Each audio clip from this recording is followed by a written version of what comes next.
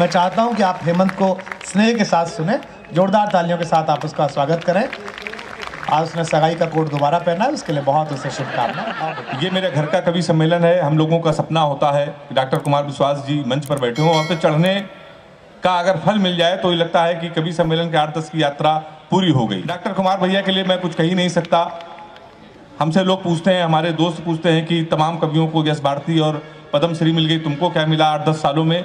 तो मैं उनको बताता हूं कि मैं डॉक्टर कुमार विश्वास जी के चरणों पर बैठकर जो कविता पढ़ रहा हूं, इससे बड़ा सम्मान मेरे लिए कुछ नहीं हो सकता।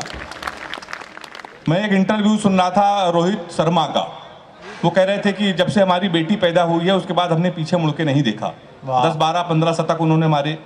बेटियां निश्चित रूप से बहुत ही सौभाग्यशाली होती हैं। मेरे बेटी कोई नहीं है, मेरे 2 बेटे हैं। दादा मैं आपको बता रहा हूँ, वो भी बहुत ही सौभाग्यशाली और बहुत लकी है मेरे लिए। मेरा एक बेटा 6 साल का है, एक बेटा मेरा 6 महीने का है। जब मेरा 6 साल वाला बेटा पैदा हुआ, बड़ा बेटा जब पैदा हुआ, तो इतना लकी मेरे लिए है कि मैंने एक छोटा सा मकान खरीदा, छोटी सी गाड़ी खरीदी, एक स्कूटी खरीदी। जब दूसरा वाला बेटा पैदा हुआ जो इस समय 6 महीने का, वो उससे ज़्यादा लकी है। जब वो मेरा छोटा वाला लड़का पैदा हुआ, उसके बाद हमारी शादी भी हो गई। बहुत अच्छे। उससे ज़्यादा लकी क्या हो सकता है? एक बार ताली बजा दीजिए तो मैं शुरू हो जाऊं। मैं आपके अपने घर का हूं। मुझे जमाने की सबसे बड़ी जिम्मेदारी आपकी है। कानपुर में एक स्कूल में पढ़ाता हूं। कोई हास्य कवि का टीचर हो जाए तो बच्चे का भविष्य आप समझ सकते हैं। हमने अपने स्कूल के एक बच्चे से पूछ लिया, हमने कहा बेटा ये बताओ 1 किलो रुई और 1 किलो लोहा, दोनों में भारी क्या होगा? उसने कहा मास्टर साहब लोहा भारी होगा। मैंने कहा बेवकूफ, मैं जो तुमसे कह रहा हूँ कि 1 किलो रुई 1 किलो लोहा, जब दोनों 1 किलो है, रुई भी 1 किलो है, लोहा भी 1 किलो, तो लोहा कैसे भारी होगा? इसका जवाब सुनिएगा। उसने कहा मास्टर साहब आप हमको 1 किलो रुई फेंक के मारिए। हम आपको 1 किलो लोहा फेंक के मारते हैं। तालियां अभी भी कमजोर है आपकी। बहुत अच्छे। तो आप जान जाएंगे क्या भारी होगा। हमने दूसरा क्वेश्चन पूछा। हमने कहा हिंदुस्तान में सबसे तेज उड़ने वाले पंछी का क्या नाम है? उसने जवाब दिया हाथी। हमने खड़े हो जाओ तुम्हारे बाप क्या करते हैं? उसने कहा दाऊद के गिरोह में शूटर हैं। हमने कहा बैठ जाओ, हाथी सही जवाब। बहुत तो मास्टर भी बड़े होशियार होते हैं आजकल के। मैं आपको बता दूं, हमारे प्रधानमंत्री जी ने पूरे हिंदुस्तान में सफाई अभियान छेड़ रखा है। सफाई अभियान की शुरुआत हमारे कानपुर में भी हुई। हमारे एक विधायक जी ने एक वृक्ष लगाया, एक पौधा, उसको आधे घंटे बाद बकरे ने खा लिया। शाम को विधायक जी ने उस बकरे को खा लिया। तो मैं उसी कानपुर का हूं साहब।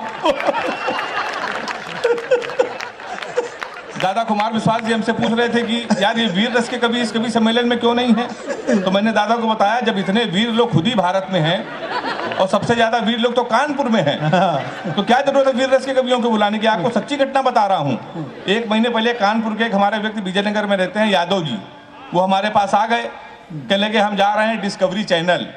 हमने कहा वहाँ क्या करोगे? कहने लगे हमको शेर से मुलाकात करनी है। जब मोदी जी शेर से बात कर सकते हैं, शेर के कान में बात कर सकते हैं, उनकी फोटो वायरल हो सकती है, तो मैं तो कानपुर का हूं, तो क्या मैं नहीं जा सकता? तो हमने उनका भाई साहब आप क्यों जाओगे, आप नहीं जा सकते हो? कहने लगे नहीं हमको जाना है, पूरी क्वार्टर हमारी जेब में पड़ी है। हमको टोकने की जरूरत मत करो।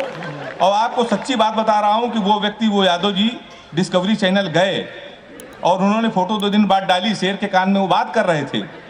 सही बता रहा हूँ, बिल्कुल सच्ची घटना। 15 मार्च को उनकी याद में कवि सम्मेलन है। कुमार भैया संचालक। ताली अभी भी कमजोर है आपकी। तो इतने वीर लोग हैं कानपुर में। अभी हमारे कश्मीर मुद्दे की बात चल रही थी, तो ट्रंप ने कहा इसमें मध्यस्थता करेंगे। तो हमने कहा हमारे मोदी जी इस काम के लिए हैं, तो आपको क्या जरूरत है? आप क्यों मध्यस्थता करोगे कश्मीर के लिए?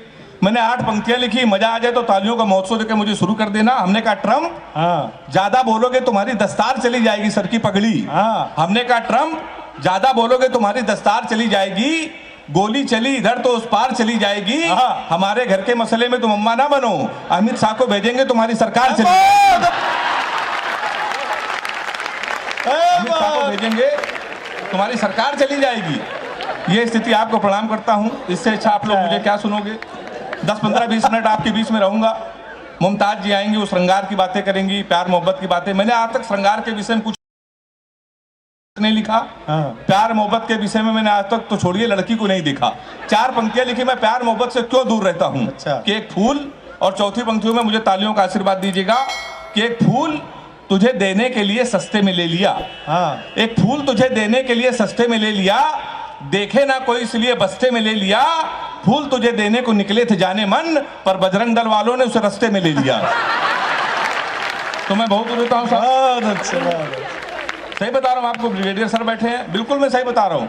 मैंने आज तक प्यार मोहब्बत कभी नहीं किया। हाँ। अच्छा, प्यार मोहब्बत छोड़िए, हमने किसी लड़की का आज तक गौर से देखा तक नहीं। अच्छा। लड़कियों की बीमारी होती है, बीमारी सही हो तो नौजवान हाथ उठा के मेरा समर्थन करना। लड़कियों की बीमारी होती है, किसी लड़की का आप गौर से देख लो तो कहेंगी देखो कैसे कुत्ते की तरह देख रहा है, ना देखो तो कहेंगी कुत्ता देख भी नहीं रहा है। तो मैं साहब बहुत दूर रहता हूँ प्यार मोहब्बत से। अच्छा, प्यार मोहब्बत तो छोड़िए, हम लोग तो हाथ से कभी हम लोगों को सीरियस नहीं लेता। हम लोगों को शादी बहुत मुश्किल में होती है। हमारे तमाम रिश्ते आए, पता चला लड़का हाथ से कभी रिश्ते वहीं से लौट गए, कोई सीरियस लेता ही नहीं है। एक रिश्ता हमारे आया, लड़की की माँ ने हमारी माँ से पूछा लड़का क्या करता है। हमारी माँ ने कहा कवि है। बोले उनके पिताजी क्या करते हैं। बोले वो भी कवि। बोले उनके पिताजी। बोले वो भी कवि। बोली क्या घर में कोई इंसान नहीं है। रिश्ता लौट गया। 1 महीने बाद फिर एक रिश्ता आया, फिर लड़की की माँ ने पूछा लड़का क्या करता। हमारी माँ ने कहा कवि। उन्होंने कहा शादी मंजूर। अच्छा, कवि के नाम से कई रिश्ते लौट गए थे, हमारी माँ ने कहा मंजूर क्यों। वो बोली जोड़ी बहुत अच्छी रहेगी, आपका लड़का कवि, हमारी लड़की पागल है। तो तमाम रिश्ते हमारे लौट गए। लेकिन आपको बता दूं, कुमार भैया, एक दिन हमारी शादी तय हो गई थी। अच्छा। आज के 10 साल पहले। हाँ। लेकिन हो नहीं पाई थी उस समय। हमारी जब शादी तय हुई तो हमारे पिताजी ने कहा बेटा कि लड़की हमने पसंद कर ली है, हमको और तुमको साथ में चलना है लड़की को देखने। तो हमने कहा पिताजी ठीक है, शादी वैसे भी नहीं हो रही, आप चलिए लड़की को देख लीजिए। हाँ। फिर उनका अचानक फोन आया कि बेटा हमको ऑफिस में काम आ गया है, तुम अकेले जाओ लड़की को देख आओ। अच्छा। और पहली बार जा रहे हो, खाली हाथ मत जाना, कुछ लेके चले जाना। तो हम कानपुर के, हम कट्टा लेके पहुंच गए। 2.5 साल बाद हमारी जमानत हुई। बहुत अच्छे। अब क्या ले जा सकते हैं। तो उसके बाद फिर एक हमारा रिश्ता आया। इस बार लड़की के पिताजी आए, कहने लगे तुमसे 2-3 क्वेश्चन पूछेंगे। लड़कों का आजकल इंटरव्यू ले, हमने पूछिए, कहने लगे कि तुम पढ़े लिखे कितना हो। हमने कहा अंग्रेजी से मैं क्या है, कहने लगे 2-3 क्वेश्चन पूछेंगे, बता दिया तो शादी फाइनली परमानेंट कैंसिल। हमने कहा पूछिए कि कितना पढ़े लिखे। हमने कहा अंग्रेजी से मैं क्या। बोले अंग्रेजी आती है। मैंने कहा बिल्कुल आती है। बोले अंग्रेजी बोल लेते हो। मैंने कहा बोल लेता हूँ। बोले ABCD आती है। अब मैं अंग्रेजी का टीचर, हमसे पूछ रहे ABCD आती है। हमने कहा आती है। कह रहे हैं आती है तो छोटी ABCD सुनाओ। कहाँ सुनाते हम छोटी ABCD। कहने के तुम अंग्रेजी फेल। गणित आती है। हमने कहा आती है। कहने के 41 का पहाड़ा सुनाओ। 41। हम उसमें ही फेल। कहने के आखिरी क्वेश्चन पूछ रहे हैं, बता दिया तो फाइनली परमानेंट कैंसिल। हमने कहा पूछिए। कहने के हिंदुस्तान में सबसे बड़ा कांड क्या हुआ। हमने कहा जलियांवाला बाग। बोले वेरी गुड, ये कब हुआ था। हमने कहा 1919 में। बोले इसमें हुआ क्या था। हमने कहा अंग्रेजों ने हमारे कई 1000 आदमियों को मार दिया था। हमसे कहने लगे सबके नामों पते बताओ। तो हमारी वो शादी भी कैंसिल। उसके बाद हमारी शादी होने की उम्मीद हुई। एक लड़की हमको मोहल्ले में पसंद थी, तो हम उसके घर चले गए। हमने उनके पिताजी से कहा कि आपकी लड़की पसंद है, हमको शादी करनी है, हम इससे प्यार करते हैं। तो कहने लगे प्यार तो इससे सारा मोहल्ला करता है, सारे मोहल्ले की शादी इससे कर दें। तो हमारी वो शादी भी कैंसिल। फिर एक दिन हमारी शादी हो गई। बिल्कुल आपको सच्ची घटना बता रहा हूँ, भारत और पाकिस्तान का मैच था क्रिकेट का। अच्छा। पूरा हिंदुस्तान मैच देख रहा था, हमारी शादी थी। हमने पिताजी से कहा आज के दिन शादी न करिए, पूरा देश मैच देख रहा है, हमारी आप शादी कर रहे हो। नहीं माने, कर दी। भारत और पाकिस्तान का मैच, हमारी शादी। हमारे कुछ कानपुर के दोस्त हमारी बारात में डांस कर रहे थे, कान में मोबाइल लगा के भारत पाकिस्तान सेमीफाइनल मैच की कमेंट्री भी सुन रहे थे। दोनों काम एक साथ कर रहे, बारात में डांस कर रहे, कान में मोबाइल लगा कमेंट्री सुन रहे। हम दूल्हे के बेस में सजे थे, घोड़ी के ऊपर बैठे थे। जैसे बारात घर पहुंचने वाले थे, एक लड़का घूम के हमारी तरफ चिल्लाया, बोला छक्का। हम डर गए भाई साहब। हमने कहा कहां छक्का। कहने लगा विराट कोहली ने मारा है। तो हमने कहा कोहली ने मारा तो हमारी तरफ क्यों देख रहे हो। शादी के पहले दिन छक्का कह रहा और देख के हमको। हमने कहा अब की मारे तो हमारी तरफ ना देखना। पता चला 2 मिनट में इंडिया मैच जीत गई। किसी ने खुशी के मारे घोड़ी के नीचे सुतली बम रख दिया। बम फटा तो घोड़ी भागने लगी, हम भी भागने लगे। हमने चलती घोड़ी से पिताजी को फोन मिलाया। हमसे बोले कहाँ बेटा। हमने कहा पिताजी हम भाग रहे हैं। बोले किसके साथ। ताली तो आप लोग ऐसे बजा रहे इसमें बारात आए थे। हमने कहा घोड़ी के साथ, बोले बे शर्म नहीं आती, भागना तो किसी लड़की के साथ भाग जाते। हमने कहा पिताजी वो बहक गई थी। कहने लगे आज घोड़ी बहकी है, कल को गधी बहक गई तो उसके साथ भाग जाओगे। उन्होंने मोबाइल बंद कर लिया। एक हफ्ते लगातार हम भागते रहे। एक हफ्ते बाद हमको होश आया तो हमने अपने आप को जंगल में पाया। वहाँ 4-5 आदमी खड़े थे। हमने कहा कानपुर का पता बता दो ना, बीबी को विदा कराना है। तो उन्होंने कहा देखो ऐसा है, हमारे यहाँ रामलीला का पाठ चल रहा है, ये राम है, ये लक्ष्मण है, सूप नखा का रोल जिसे करना था नहीं आया, तुम सूप नखा का रोल कर लो। हमने कहा इसमें क्या करना पड़ेगा? बोला नाक कटवानी पड़ेगी। हमने कहा वो तो कट चुकी है। हमने उनकी बात मान ली, रात भर सूप नखा का रोल किया। सुबह 4 बजे हमारी आंख खुली, हमारे असली कपड़े गायब, वहाँ के आदमी गायब, सूप नखा के ड्रेस में पैदल पैदल हम अपने घर पे। हमारे पिताजी छज्जे के ऊपर खड़े थे। हमने कहा पिताजी पहचाना? उन्होंने हमारी माँ से कहा इसको कटोरा आटा दे दो। हमारे पिताजी नहीं पहचान पाए। हमने कहा आपके पुत्र हैं? बोले बेवकूफ मत बोलो, हमारे 2 ही पुत्र हैं, एक इंजीनियर, एक नाक कटवा के घोड़ी के साथ भाग गया है। हम ससुराल गए तो हमारे साले ने भगा दिया। हमारे घर के सामने पुलिस थाना, पुलिस को हमारी जरूरत कब पड़ जाए इसलिए हमने घर थाने के सामने ले लिया। तो हम थाने गए तो एसपी साहब बैठे थे। हमने कहा हमारे साले खिलाफ FIR लिख लीजिए। कहने के तुम ही हेमंत पांडे हो? हमने कहा, कहने के तुम्हारे ना पहले से FIR है घोड़ी के अपहरण की। तुमको 2 दिन का समय दे रहे हैं, घोड़ी नहीं तो तुम जेल चले जाओगे। उत्तर प्रदेश का बड़ा व्यंग एक टिप्पणी में कर रहा हूँ, टिप्पणी समझ में आ जाए तो हाथ उठा के मेरा समर्थन करना। हमने उनके पैर छू, हमने कहा घोड़ी ढूंढ लाइए। कहने के पुलिस का काम है घोड़ी ढूंढना। हमने कहा ढूंढ लाइए। कहले पुलिस के इतने बड़े अधिकारी घोड़ी ढूंढ लाए। हमने कहा एसपी साहब भैंस तो आप ढूंढ लाए थे। हाय हाय, वाह क्या बात है मन, बहुत अच्छे, जीते रहिए, वाह। व्यंग्य पे आपने तालियां बजाई। एक अंतिम कविता हम लोग, ये कवि सम्मेलन एक शाम डॉक्टर कुमार विश्वास जी के नाम है।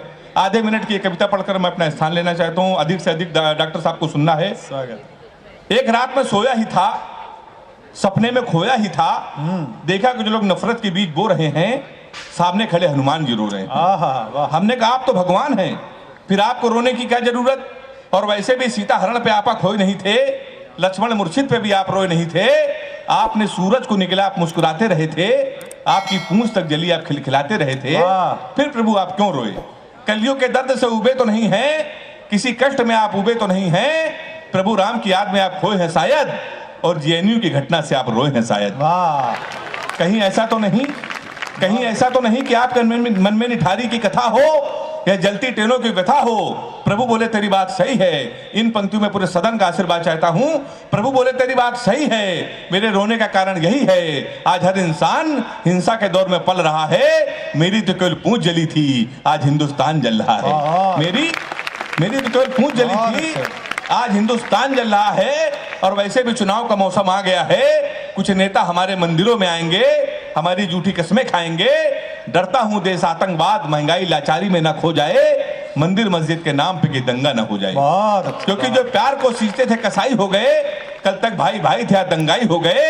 यदि एक भी बेकसूर का खून धर्म के नाम पे बहा, तो मैं चैन की नींद कैसे सोऊंगा? अभी तक तेरे सपने में रोया था, फिर हकीकत में रोऊंगा। बहुत अच्छा, बहुत अच्छा।